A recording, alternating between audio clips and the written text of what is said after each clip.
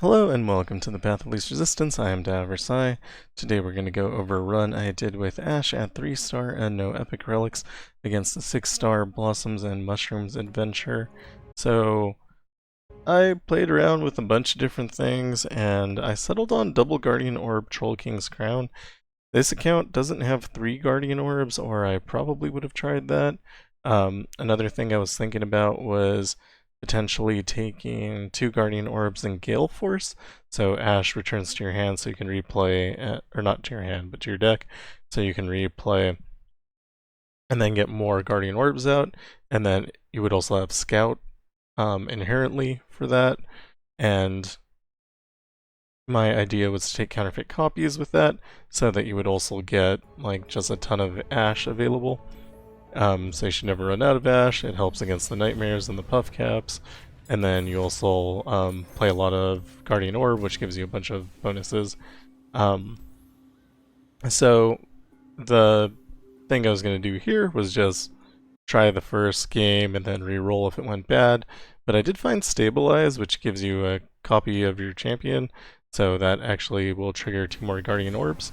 So I figured it was worth a shot, and I think Troll King's Crown is actually not super good with the Stabilize. I don't think that, I don't know. It just didn't feel like I was getting a whole lot of value because Ashe wasn't really dropping a lot of times, so you only had like 1 trigger on it, and then you didn't really get, your Ashe was already on the board at that point, so you weren't cycling through your deck and pulling more Ashes that were gaining relics or items, I guess, from the orbs. So, I don't know. I felt like I wanted something different other than Troll King's Crown while I was playing here. But, you can't change relics midway, so you get what you get. Here I figured I didn't really care what happened. If Ashe dies, I get to replay Ashe later.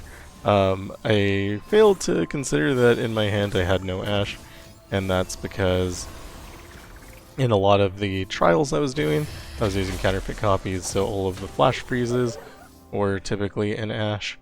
So this is actually, yeah, it's an okay block. I think we could have maybe done a little bit better. Maybe not, though. Not sure what the change would be. You'd block Grandma and then flash freeze one of the 5/3 birds. And so, yeah, one of the things with Guardian Orbs is sometimes you get like a 40 power unit, and that's kind of what you're depending on. So this is a little bit of an RNG build, but it feels like you get enough good items enough of the time that it's still relatively consistent. So I think it's okay.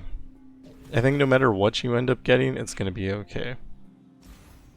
I took Mel there specifically for Solar Snare. And the reason I did that is because it targets 3 units, and we're going to go through the target adventure.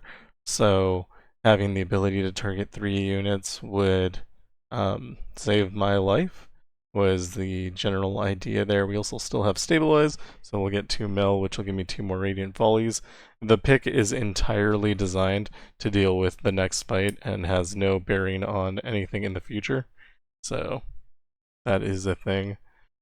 Here we can take Confrontational, which is game start, the foe summons the weakest unit from their deck, and in 3 wins we get Trifarian Might. I decided to take this here, and the reason for that is that Trifarian Might is pretty good, especially if we're going to be pumping up a bunch of units, and your foe has a full board all of the time anyway. Like, you're not really changing anything by taking Confrontational. So, you can hear like the depression in my voice talking about going through this adventure. Anyway, we go through a 2 quiet plays. Because you basically have to. So, in the previous runs that I've had, the landmark that they start with creates a random, like, high cost card. and I got hit with Ledros in one game, which automatically kills you, and in the following game I got hit by the Skies Descend, so I was not having a good time already. And I'm also coming in here with 9 hit points, like the chances of me dying here are basically 100%. So I decided to pass there, and I'm not sure what the idea was. Maybe I wanted to save Frostbite for later. I'm not sure. But because of Solar Snare, we are able to sleep all of the units. Which is, again, why we got Mel in the first place. So I drop Ashe. She adds items to random things. And I'm trying to get some chip damage in here and remove the unit while we're at it. And again, it doesn't matter that they have a sparring student. Because they have a full board anyway. They could make another Sprite Lean right now and have a full board. Sparring students doing nothing. So I play Mel. This lets me block a couple units and then Radiant Volley the other two.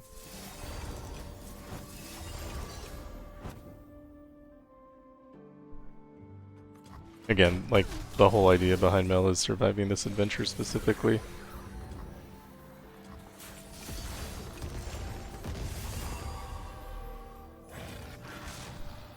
And we just play a giant unit and attack.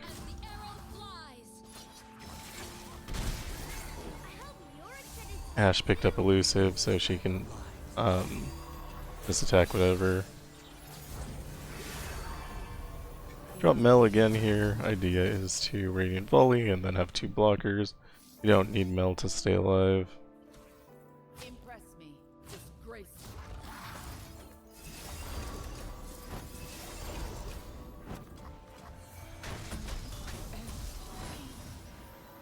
And our Alpha Wild Claw is always going to be attacking whatever has no power and then vulnerable. That way it doesn't die. Do draw a Puff Cap there, which, you know, only have 9 hit points. Not great. And I'm counting my mana, seeing what I can freeze. They play Treasure Trash. That's fine. I freeze 2 units, which means that nothing can block us. We take a nice attack, it's a winning amount of damage. They pull Sharp Sight out of nowhere, but it's fine because we still have 1 more Flash Freeze. And we sleep it, and the Overwhelm takes over. So, Troll King's Crown did pay off there. Obviously, if you're using Epic Relics, Beast Within, better than Troll King's Crown, because it's always active. And also, if any of your units has a subtype, it'll give it +1/+1. We see Flash Freeze there with Pyromantic Wake. Every time we cast it, it's going to do 3 damage. We cast it a lot of times, so that is a good pickup. Only problem is against a balanced meal where you'll do damage, which means you'll take damage. So that part's not great, but it's good against every other adventure. So also just having more copies of Flash Freeze in your deck isn't bad. So there I pop, I don't know, every Nightmare and whatever. Play your Omen Hawk, it's basically the only thing you have. I attack that guy just because, why not? It's not like there's a negative to attacking. We can also kill it with the Solar Snare now. Play Mel because I see that as my only chance to live.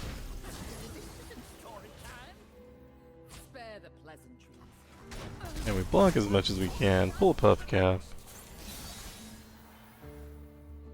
Play Ashe.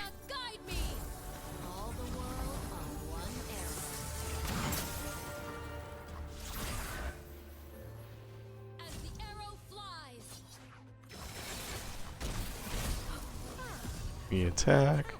But, I mean, we're not, like, safe at all, I guess. Because we have 1 hit point. At any point we can pull a Puff Cap. A bunch of the opponent's units have impact, so we can't, like, even if we block, we'll take damage, and they play that card, and we lose the game.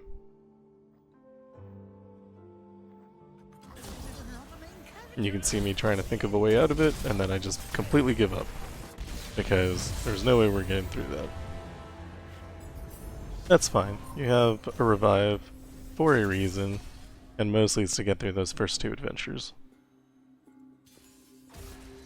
Hopefully by then your deck is built up enough and your strategies are good enough that you can continue on.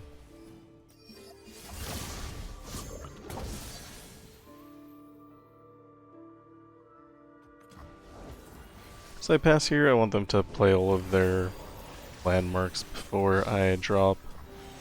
Here they kill their unit, which is unusual. Normally they know that they're going to kill their unit and then they don't play it. I drop the Omen Hawk so I have a blocker, and he promptly gets removed from the game. What can you do? Flash freeze to not taking damage. Although, it might be better to save that for later, I don't know. They have a bunch of landmarks, so I figure they're going to play any of them. They don't. So I just wasted an entire turn. That wasn't great. Then I passed again because I thought they were going to use their landmarks again. Their landmarks can create ephemeral copies of their units, so not sure why they decided not to do that, but I do flash freeze the strongest unit there. And I pass again, and I pass, because I expect that at some point they're going to use their landmarks, and they never do. Here we drop Ashe, because we need to start playing the game.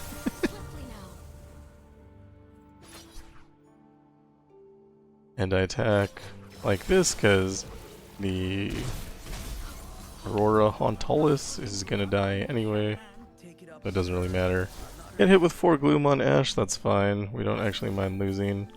And I decide to kill the Grim, and I lose my Aurora Hauntalis as expected. I think that's what it's called, I don't know. I want to live this round. Not sure why I didn't play Ashe. I think I was afraid that it would just get tagged a lot. Better flash freeze. Thank God, doubling dice. That was pretty good. I thought that I was gonna have enough mana to play Crystal Arrow, but I didn't. So, oops. We drop an Enraged Yeti. And of course now they decide to play all their landmarks to get rid of all of my units. New turn. I start with Ashe, which is actually surprising to me. Usually I would play something as a passing move first. And then I'm looking at what I have available to me. This dog has Scout on it, kills anything with 0 power. That's pretty good.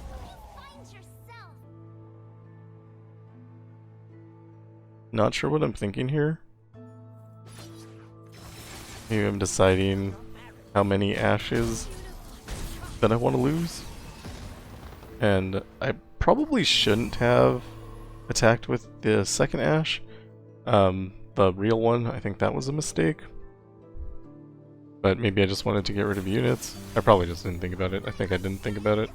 And I should have also played the shared spoils there to draw a card. Because we had Plunger active, and I didn't do that. That is a huge mistake. I didn't even target the right unit there. If I targeted the one with 5 health, the one with 3 health would have also gotten hit. So, I don't know what the plan was.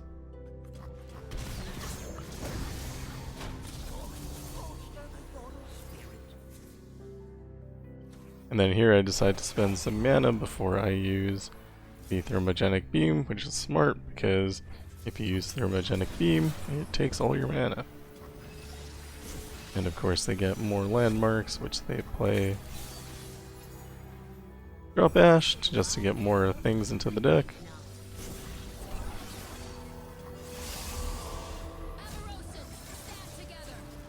And I just open attack and it's enough to win the game.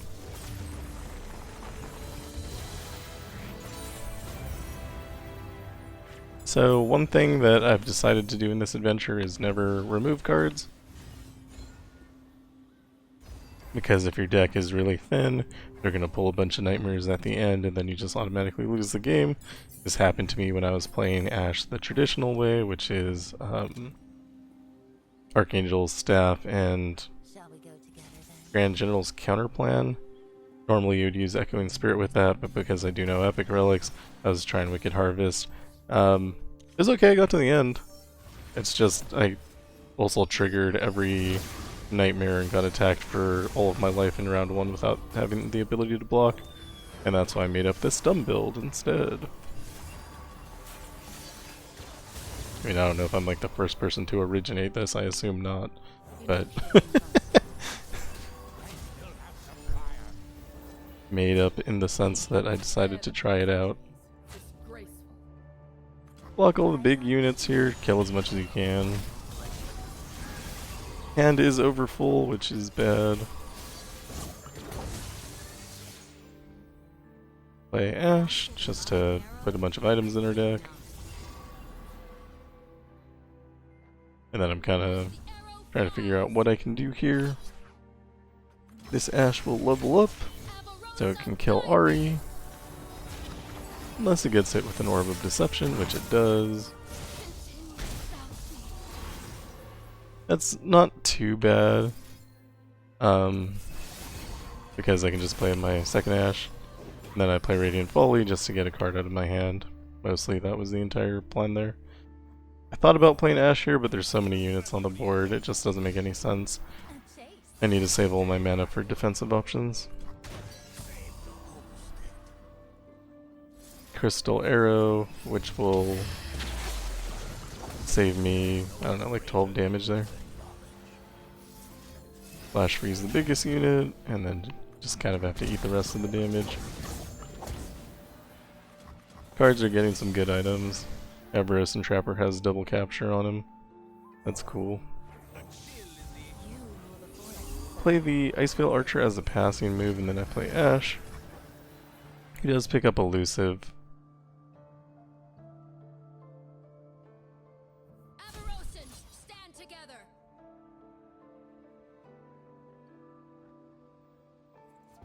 And then I decide to keep the other Ashe back because if I attack, it'll die. I just don't want it to die. Dies anyway. Lead the target. Block as much damage as I can, as usual. Flash Freeze to prevent a little bit more.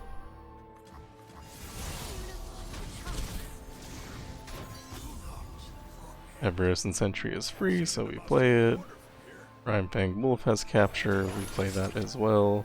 Also good for getting rid of units. Second Rhyme same issue. Or not issue, same reasoning. And then nothing has 0 power, so we can't really attack with the wolves. Unfortunately. If we save the Flash Freeze, we can attack with one of them. But I'm not sure what to attack in this situation.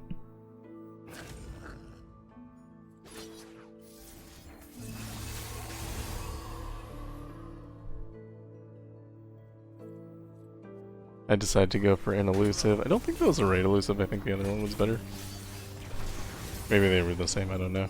I just remember having that thought at the time, I wasn't paying full attention right here.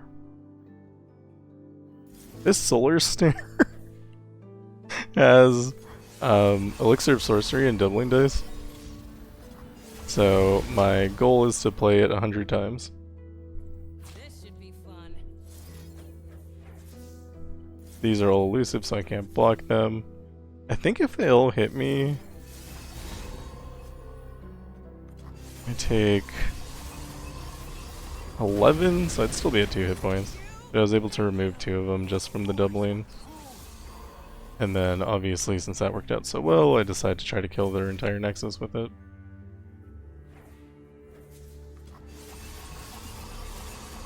This goes on for a while, because Elixir of Sorcery plus Doubling Dice is good.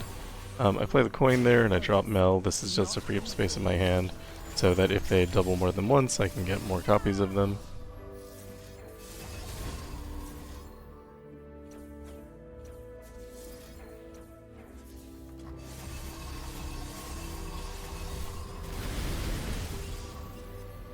And we just keep repeating. I actually probably shouldn't be targeting the Fox Spirits at all. I should just be attacking the units that we can remove, because it just makes more Fox Spirits, which is actually growing that one unit. The second one, I don't know what it's called. I'm just making a unit bigger for no reason. I don't know. Seems stupid. And I recognized that while I was doing this, and I kept doing it anyway. That said, I now have a huge amount of power, so we just attack and win the game. I guess the Everos and Sentry got Focusing Crystal from the orbs and grew to an enormous size.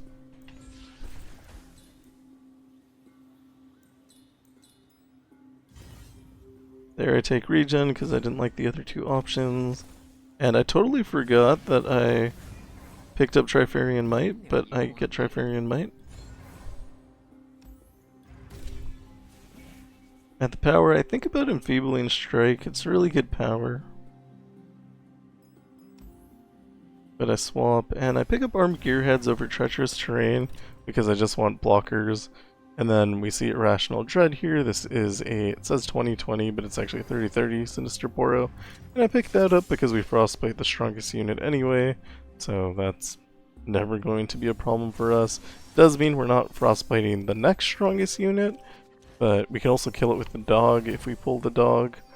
And I figure it's worth Undying Legion, because Undying Legion with the Guardian Orb setup that we're going for is good.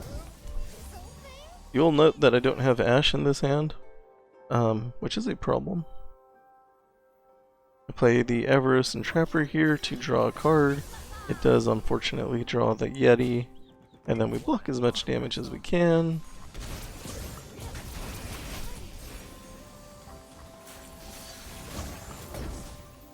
Play the Yeti. Does damage with Trifarian Might, which they completely just heal back up immediately. And I drop Mel. This is a mistake. And then attacking is more of a mistake, because now my hand is full. Which means I have to play those Radiant Volleys in order to have a card, which also takes my spell mana, so yeah, not an ideal play for sure. We do draw another Mel, and I think this, I don't know if it saves my life, but it definitely gets close to doing that. Like, potentially, I just block it and it's fine, but with Rebuttal we're able to remove the 15 power unit and then block the rest, so we don't take too much damage there. We do finally get Ashe, and I play her immediately.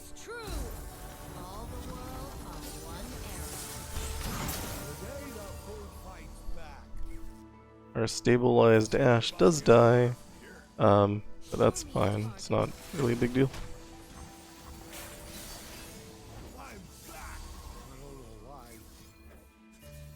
This has Elixir of Sorcery on it, so it'll play twice, but they do Nopa 5-1, so I only get one champion out of it instead of two.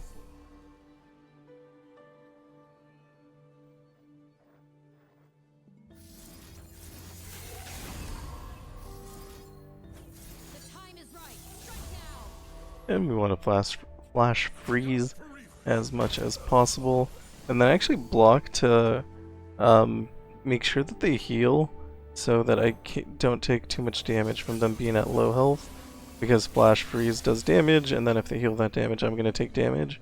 So we want to keep them at full life until we're ready to kill them completely. But I can't do that because I took Pyromantic Wake on flash freeze. Here I attack. I figure I'll take 2 damage, but they do use Discipline of whatever health, and they heal 1, so it actually works out perfectly with the Radiant Volley, where we don't end up doing any damage to the Nexus with the Overwhelm.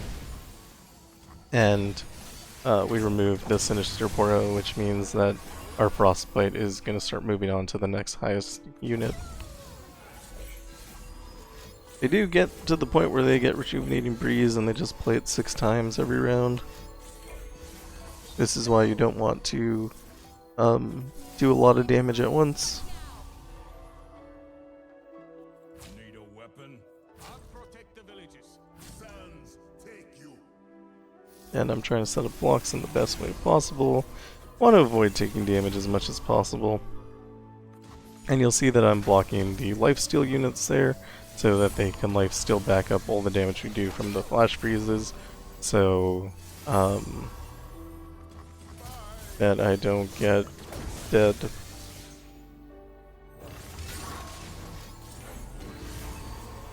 We attack here.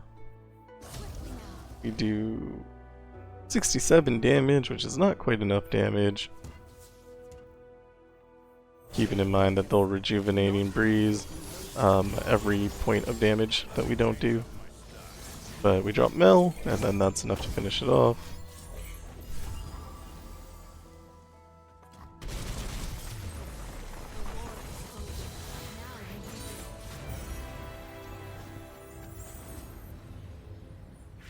When Ashe is on the board, those frozen units can't block, so that's pretty good. Shadow Totem on Ashe is the most obvious thing ever. The whole point of the deck is to play as many Ashes as possible. I take Excavator's Charge because we can get lucky and get like Scout, double attack, and then if we have Excavator's Charge on top of that, we'll be able to get a bunch of power and win the game. Yeah, we did get our Undying Legion, so our ephemeral ashes turn into real ashes, which was the point of picking it in the first place, of course.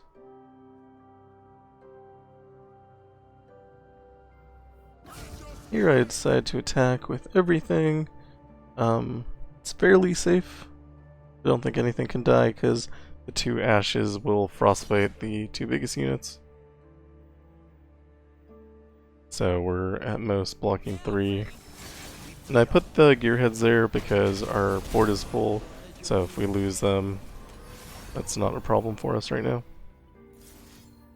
And I do decide to get rid of one of the field musicians because they're actually kind of strong, so not having them would be great.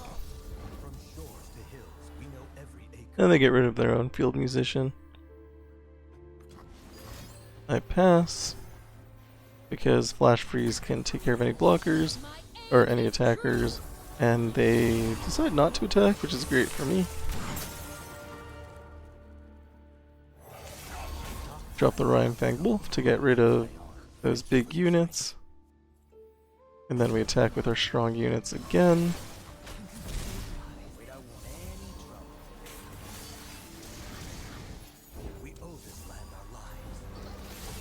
I'm happy to do nothing. If they let me pass, I'll pass. But they do attack here, and we just block. Flash freeze, and a flash freeze. I actually didn't need to take damage there.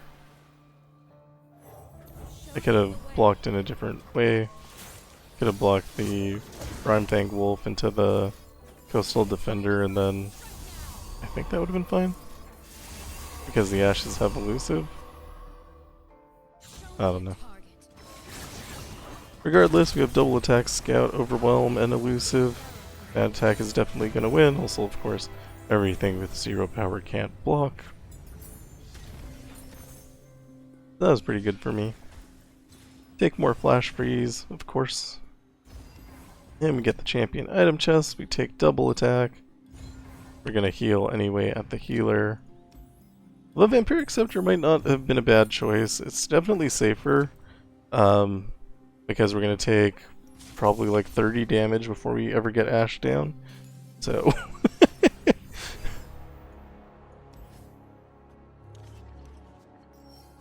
I keep Flash Freeze and I keep Ashe.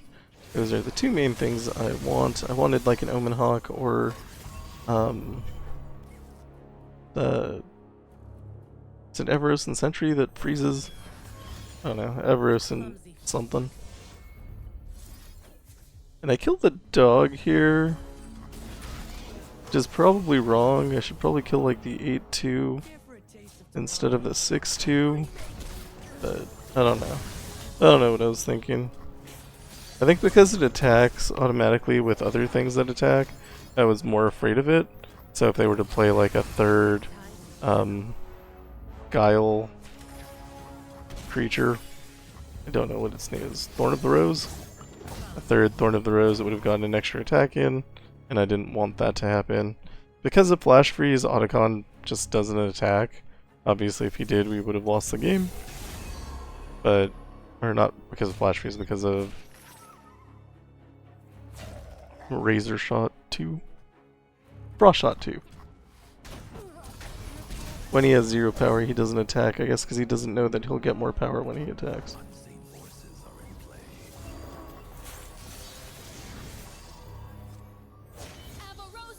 Do you drop Ashe here? Like I said, we're already down.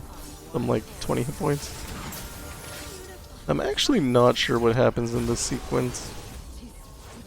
A lot of Trifarian Might. A lot of captures. Kinda weird. I do decide to Flash Freeze here. And that Flash Freeze gives me a bunch of stats. And I Flash Freeze again.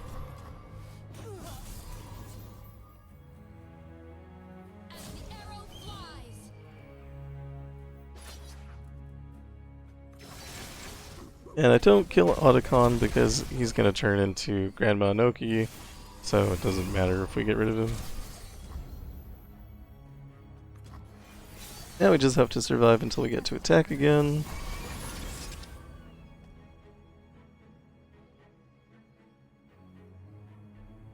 I do have Solar Snare and I consider removing Spell Shield from everything. And then I decide against it and I'm not sure why. I think I just wanted to hold the mana for later, maybe. Here I try to find a good way to block. This is pretty good.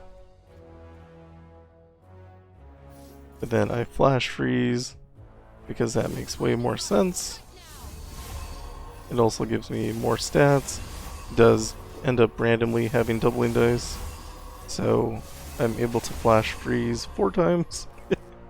Which is nice. And then I can make better blocking choices. Again, when you kill a unit with 0 power, you gain stats. So those stats help us destroy the Nexus. Attack with Scout, double attack. And we win the game. So, because it's a Guardian Orb based build, and because I had Stabilize, if you do the same thing, it's probably not going to look the same, but it did feel like pretty good. I tried it a couple times. Obviously this is the only time I got to the end. I was still tweaking the relics.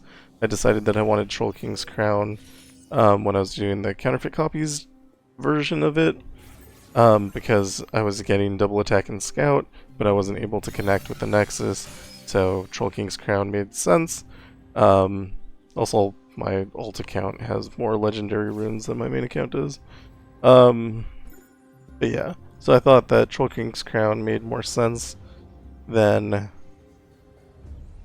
Guardian Angel. Guardian Angel I think was just bad. So, yeah, I decided to skip there. I still think Galeforce might be okay. Galeforce with counterfeit copies might be like the best version of this.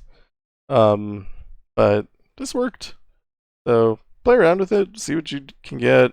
Hopefully it works out for you. Like I said, it's random, but those epic items are really good. So no matter what they're hitting, they're gonna make your deck feel good when you draw cards and play them. So hopefully that'll work out. If you do have Echoing Spirit, you can always do Echoing Spirit, Archangel's Staff, and Grand General's Counterplan. You should be able to get through it fine with that.